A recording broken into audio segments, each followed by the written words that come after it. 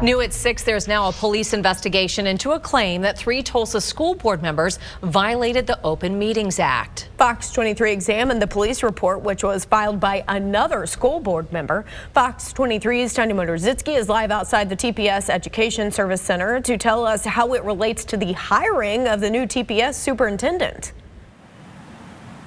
Shay and Sarah, according to Oklahoma Open Meetings Act, that if you violate any of the rules, that's an automatic misdemeanor if found guilty.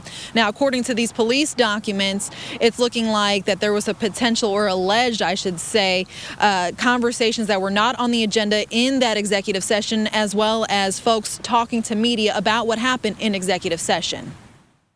Tulsa School Board member Dr. Jeanette Marshall is following through with her word and filed a police report against 3 of her colleagues on the board. Last month, when Dr. Ebony Johnson was made permanent superintendent, there were questions around the process. When did we ever have a discussion about placing the item of Dr. Johnson's contract being extended to the superintendent's role?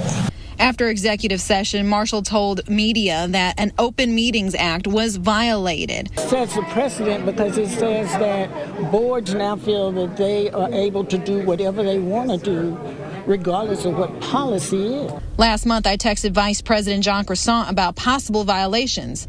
He texted, Marshall was the one who violated rules by talking about a charter school and national search. Stacy, our 2 attorneys, and myself asked both board members to stop, but they both kept yelling at one another. Stacy and I believe Dr. Marshall intentionally tried to break the rules to try and overturn any vote. According to the police report in executive session, Marshall made the motion for a national search. The idea was struck down by lawyers because it was not on the agenda.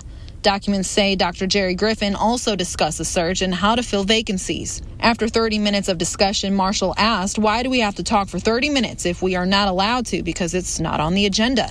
That's when the report claims board member Diamond Marshall, quote, attacked my character, calling Dr. Marshall a manipulator. Dr. Marshall responded saying Marshall was being contradictory and brought up how Marshall was appalled by Tulsa Honor Academy students being called racial slurs, then voted to accreditate the school.